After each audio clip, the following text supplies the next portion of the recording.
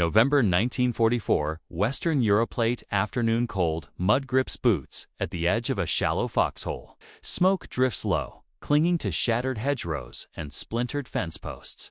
The air smells of damp earth and cordite. Somewhere to the front, German. Voices rise short commands. Boots scraping as men form up behind cover. An American position lies thin and exposed.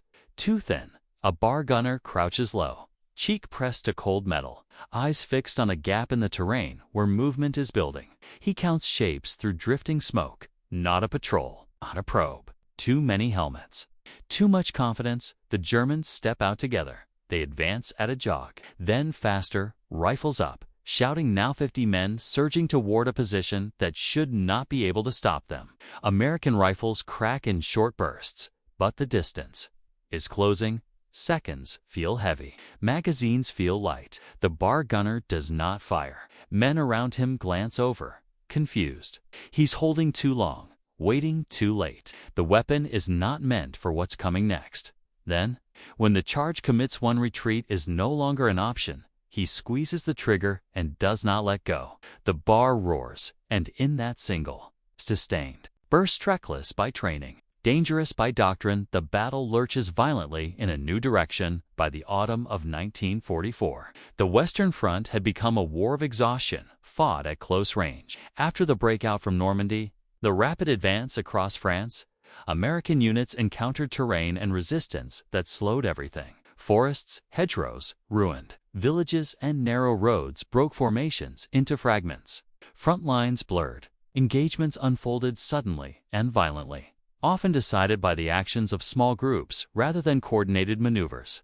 German forces understood this environment well. Unable to match Allied firepower in open battle, they relied on aggressive counterattacks and localized charges to regain initiative. Infantry units, sometimes reinforced hastily, would mass quickly and strike American positions before artillery or armor could respond. Speed and shock mattered more than finesse. These assaults were dangerous precisely because they were simple. A sudden charge could overwhelm thinly held positions. It forced defenders to react under pressure, draining ammunition and breaking cohesion. Even if the attack failed, it could buy time, disrupt advances, or force Americans to commit reserves. For us infantrymen, this meant constant tension. Positions that seemed quiet minutes earlier could erupt into chaos without warning. Visibility was limited. Communication was unreliable. Command decisions often devolved to squad leaders and individual soldiers. In this kind of fighting, automatic weapons were critical. Rifles alone could not stop massed movement. Machine guns provided sustained fire, but they were heavier, slower to reposition, and often targeted first. Between these extremes stood the automatic rifle mobile, powerful and devastating when used correctly. American doctrine emphasized fire superiority. Units were trained to pin the enemy, disrupt movement, and break attacks before they closed to grenade range. Suppression was not about killing every attacker. It was about stopping momentum, forcing men to hesitate, seek cover, and lose cohesion. But doctrine assumed balance. It assumed supporting weapons. It assumed time to coordinate fields of fire. It assumed ammunition resupply and relief from pressure. In practice, especially in late 1944, those assumptions often failed. Small units held ground alone. They faced attacks larger than anticipated. They fought in terrain that limited supporting fire. They ran low on ammunition faster than expected. Under these conditions, individual decisions carried disproportionate weight. German troops exploited hesitation. They advanced aggressively when they sensed weakness, closing distance quickly to neutralize American firepower. Once inside, effective rifle range, numbers could tell. What mattered most in those moments was not marksmanship, but volume and timing. That reality framed the situation facing the bar gunner. Taught he was not defending a prepared position with layered support. He was part of a thin line holding ground that could not be surrendered easily. The German charge forming ahead of him was not a demonstration, was an attempt to overwhelm by force of will. In such moments, every rule governing weapon use was tested against a simpler question: Would the position hold long enough for the enemy to lose confidence? The answer would not come from manuals or after-action reports. It would come in seconds. Under fire, when one man decided whether doctrine still applied or whether survival demanded something else entirely. And to understand why that decision mattered so much, it is necessary to look more closely at the weapon in his hands and the rules that governed how it was supposed to be used. The Browning automatic rifle was designed to solve a specific problem and create another, issued to American infantry squads as a mobile source of automatic fire. The bar occupied a space between rifle and machine gun. It could move with advancing troops, be brought into position quickly, and deliver bursts powerful enough to dominate short stretches of ground, but it was not a machine gun. The weapon fired from magazines, not belts. Its barrel was not designed for prolonged, sustained fire. Overheating was a constant concern. Ammunition was precious. Every long burst consumed resources that might not be replaced in time. Because of this, doctrine was clear. Bar gunners were trained to fire in short, controlled bursts, 2 to 3 rounds, 5 at most. The purpose was suppression, not saturation. The weapon was meant to complement rifle fire, not replace it. Long bursts were discouraged because they risked jamming, barrel damage, and empty magazines at the worst possible moment. These rules existed for good reason. In prolonged engagements, an overheated bar could become useless. A jammed weapon during a counterattack could mean death, not just for the gunner, but for the men relying on his fire. Leaders emphasized discipline precisely because panic led to wasted ammunition and broken weapons. Yet, doctrine assumed something important. It assumed time. It assumed the enemy would advance in stages. It assumed overlapping fire from multiple weapons. It assumed a margin for error where mistakes could be corrected. Before becoming fatal, a massed infantry charge removed that margin. When dozens of enemy soldiers moved together, rapidly closing distance, the logic of controlled bursts began to strain. Suppression required not just accuracy, but immediacy. Hesitation became invitation. Pauses allowed momentum to build. The bar gunner facing the charge understood this instinctively. If he fired too early, the Germans would drop, regroup, and continue advancing once the firing slackened. If he fired too cautiously, the volume would be insufficient to shock the formation. And if he waited too long, the enemy would be inside effective grenade range where automatic fire mattered far less.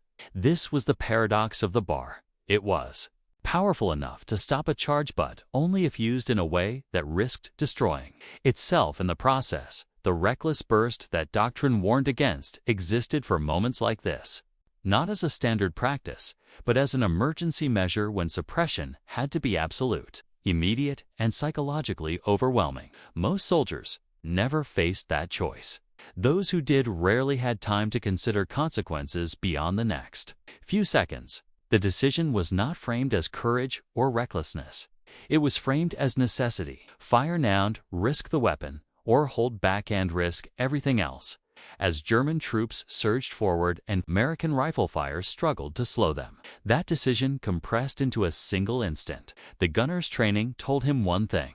The ground in front of him told him another. And when those two collided, the weapon that was never meant to fire continuously became the last line between holding the position and losing it. Asterisk, the charge was no longer theoretical. It was happening. Fear did not arrive suddenly. It accumulated. It crept in with the counting. Helmets appearing where there should have been 5 or 6, turning into lines, then clusters.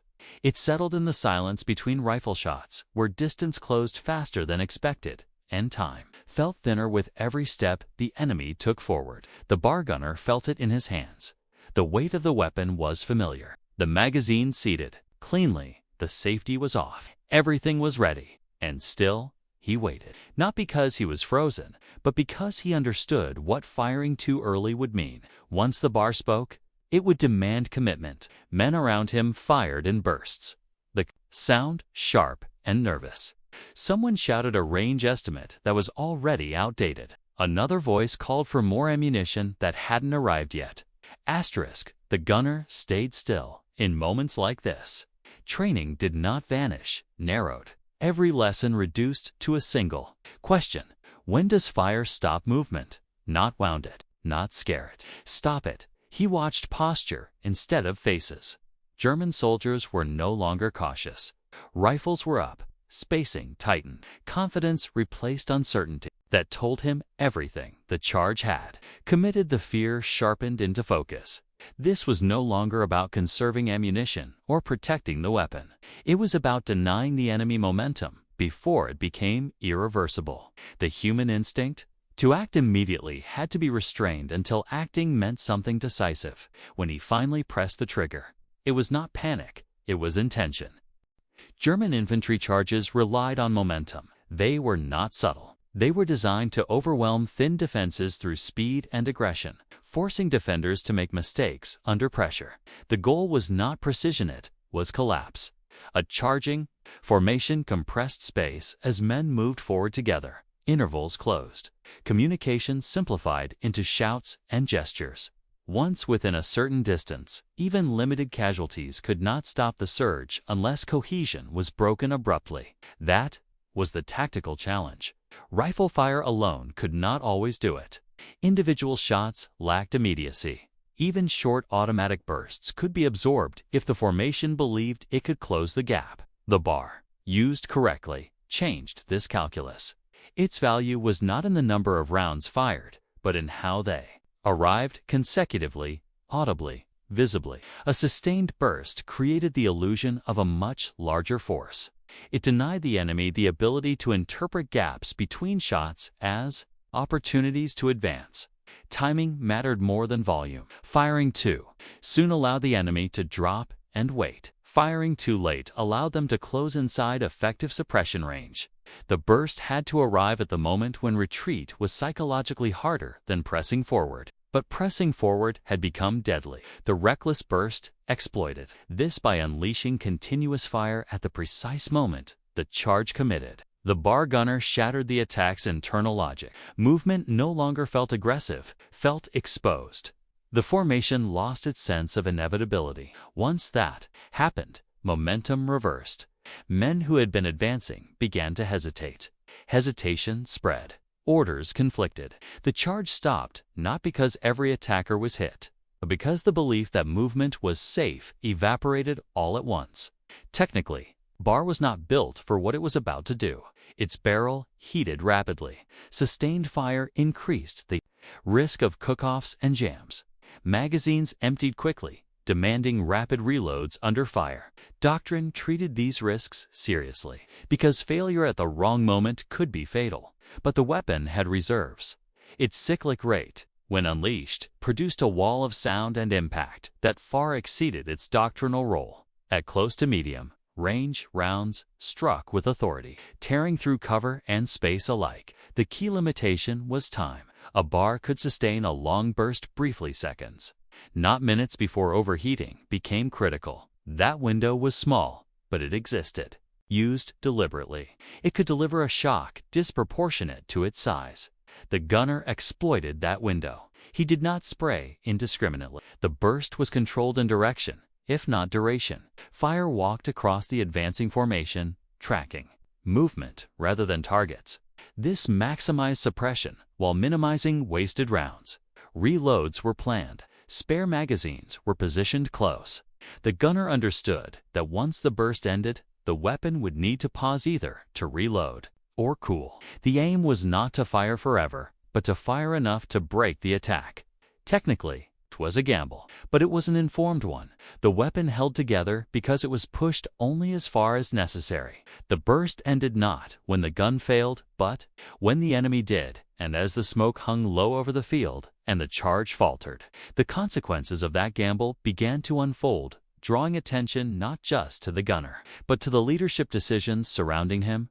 American infantry doctrine allowed for initiative, but only within trust. Squad leaders and individual gunners were not expected to ask permission in the middle of a charge. They were expected to understand intent and act accordingly. That understanding did not excuse recklessness. It demanded judgment. The line between the two was thin and unforgiving. In this moment, leadership was not a shouted command. It was silence. No officer leaned in to order the bar gunner to fire. No NCO counted down the seconds. The decision belonged to the man behind the weapon because he was the one who could see the charge committing, feel the distance collapsing, and sense when restraint would become failure. This is what initiative looked like in practice. The gunner's leaders had trained him to think in terms of effects, not rules. Fire to stop movement. Fire to protect the position. Fire to buy time for others to maneuver. Those principles mattered more than round counts or barrel temperature when the enemy was closing fast. Leadership also meant accepting consequences. If the burst fell diff, the weapon jammed, overheated, or ran dry at the wrong instant, blame would not fall on doctrine.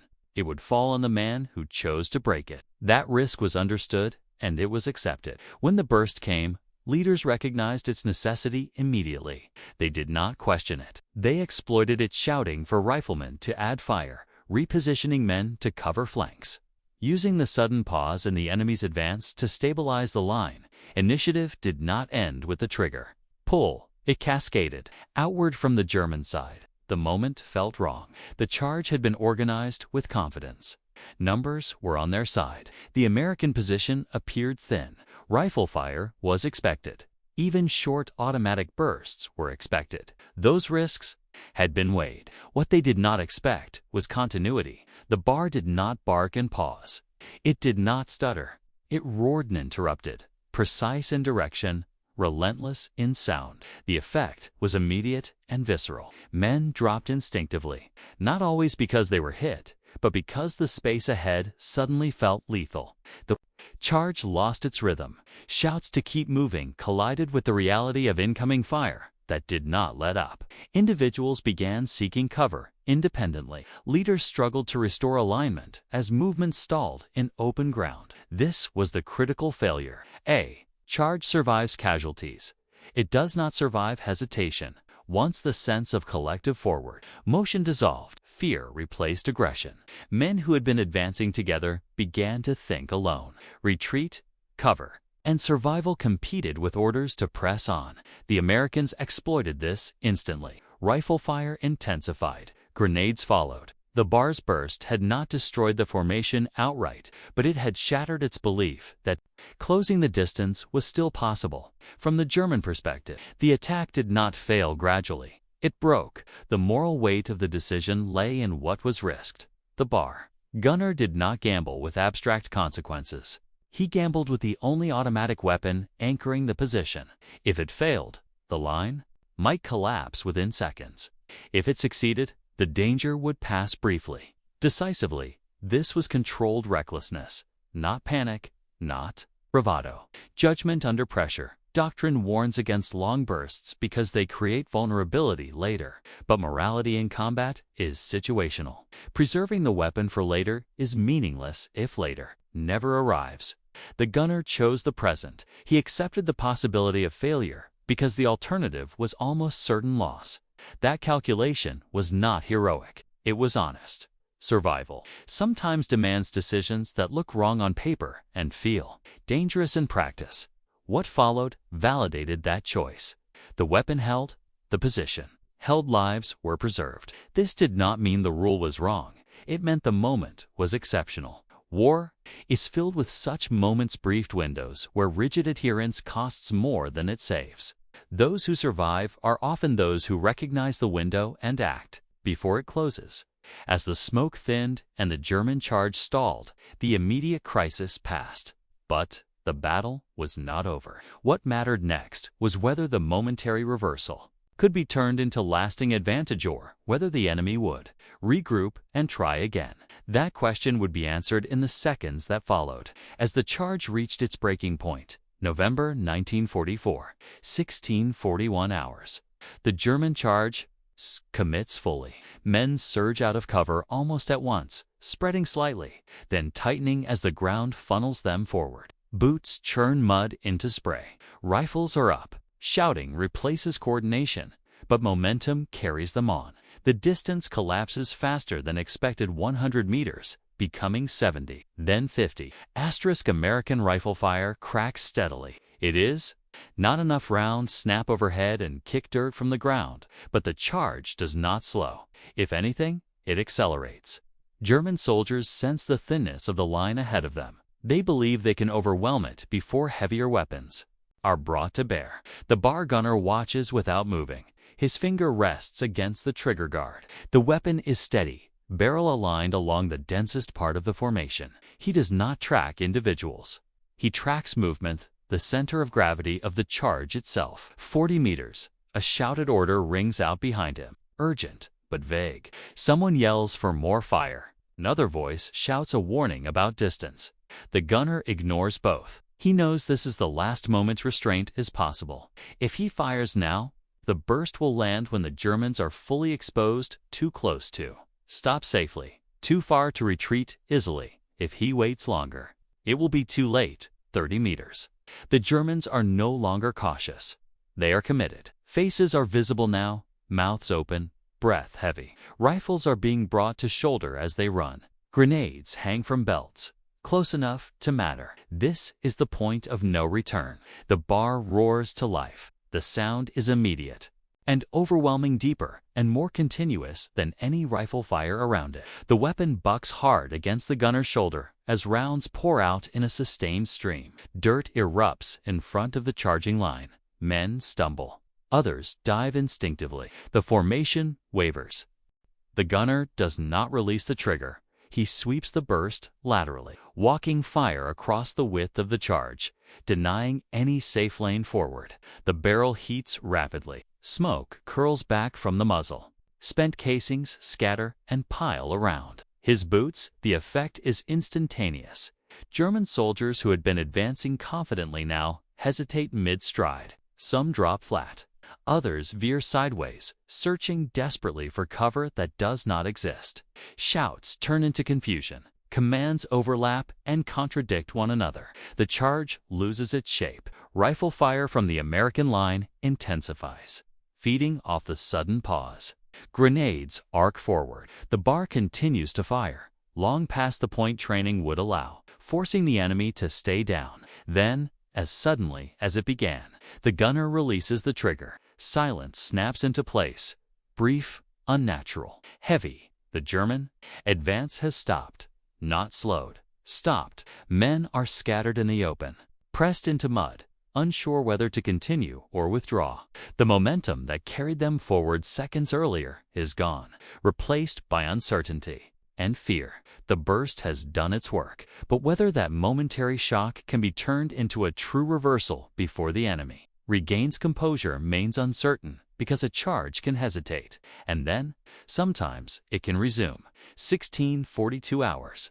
The pause lasts only seconds, but seconds are everything. German soldiers remain pinned in the open, pressed into shallow ground, uncertain whether the firestorm has ended or is merely resetting. The sudden silence feels unnatural after the roar of the bar. No one moves forward. No one retreats. The charge has lost its direction. The bar gunner reloads. Hands move fast, practiced. A fresh magazine seats cleanly. The weapon comes back on target, barrel smoking faintly, metal radiating heat through gloves. He does not fire immediately. He waits, watching for the moment when hesitation might turn back into motion. It never does.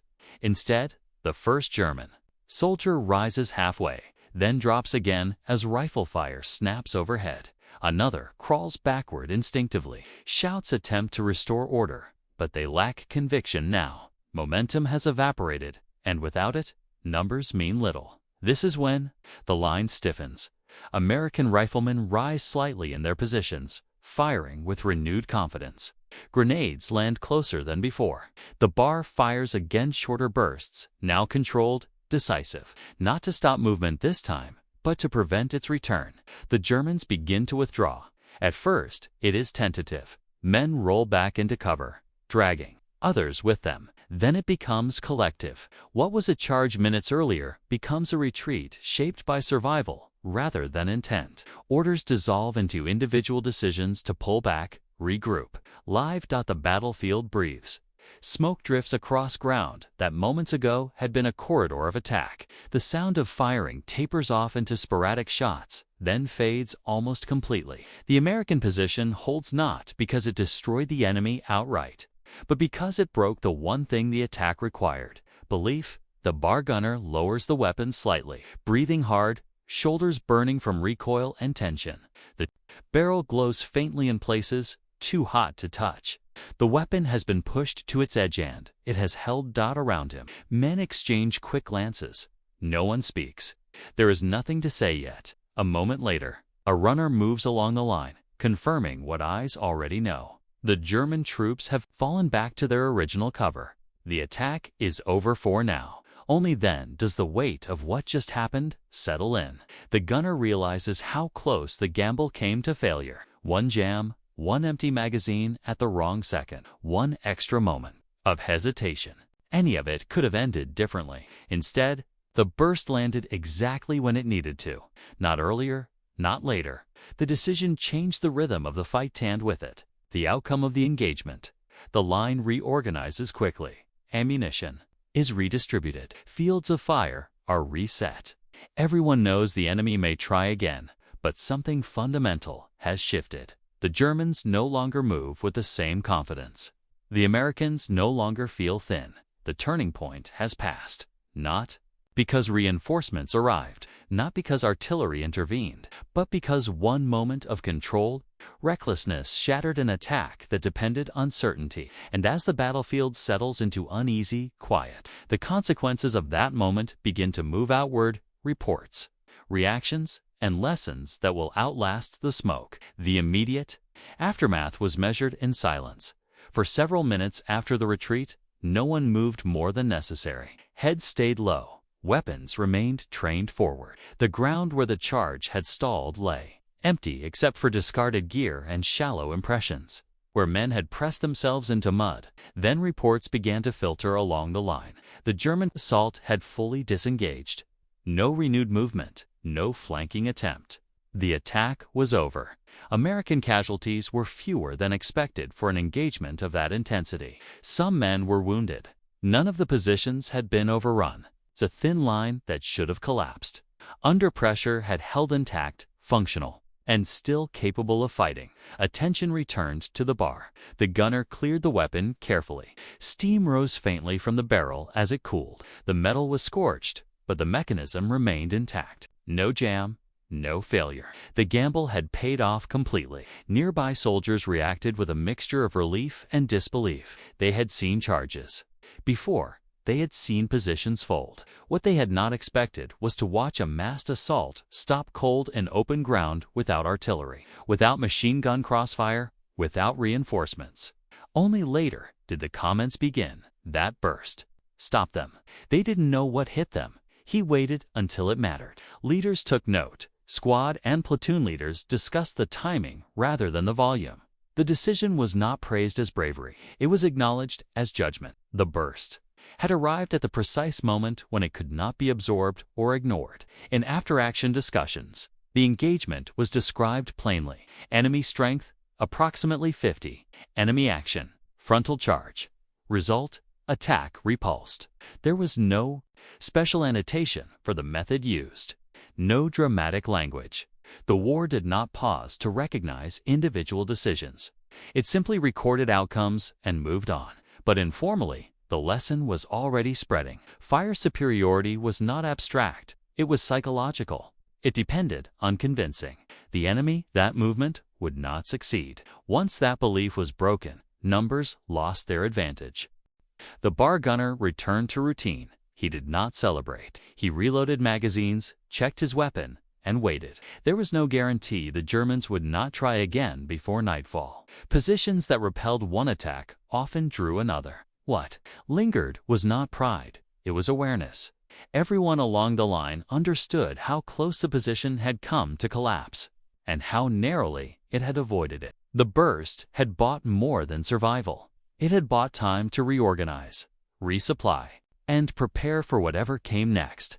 As dusk approached and firing failed to resume, commanders began to assess the engagement more broadly. The question was no longer whether the decision had worked.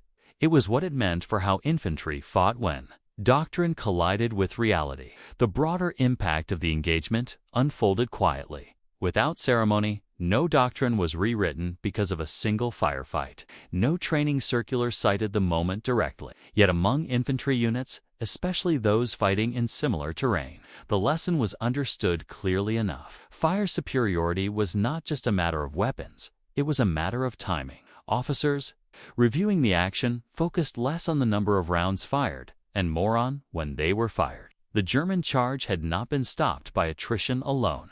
It had been stopped by shock, by a sudden, spasming, undeniable demonstration that advancing further would lead to immediate loss.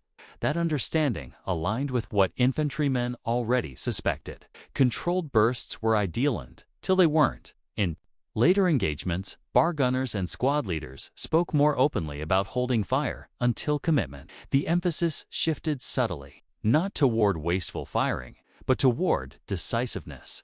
When a moment demanded overwhelming force, hesitation was recognized as the greater danger. This did not undermine discipline, it refined it. Leaders reinforced the idea that rules existed to serve outcomes, not replace judgment. A long burst was still dangerous, still risky, still a last resort, but it was no longer viewed purely as a mistake. It was seen as a tool, one to be used rarely, deliberately, and without regret when the situation demanded it. German tactics evolved as well. Repeated failures of frontal charges against American positions reinforced the cost of underestimating automatic fire. German units increasingly relied on infiltration and indirect methods, where that momentum alone was no longer enough to break prepared defenders. The battlefield absorbed the lesson on both sides. For the bar gunner, there was no lasting recognition beyond survival. He remained one soldier among many, moving on to the next position, the next stretch of ground, the next moment where training and reality would collide again. That anonymity was typical. Infantry warfare rarely preserved names. It preserved ground. It preserved time. It preserved lives long enough for the war to move forward. The engagement became part of a larger pattern, one of countless moments where individual decisions shaped outcomes far beyond their scale, not because they were dramatic, but because they were precise. As night fell and the line held steady, the battlefield returned to its uneasy quiet. The Germans did not attack again that day. The position remained American, and with that, the story moved beyond consequence, toward meaning, toward what such moments reveal about how wars are actually fought. War reduces decisions to their essence.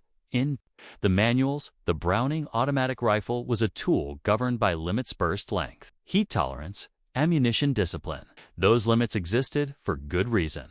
They kept weapons functional across days and weeks of fighting. They prevented panic from turning strength into weakness.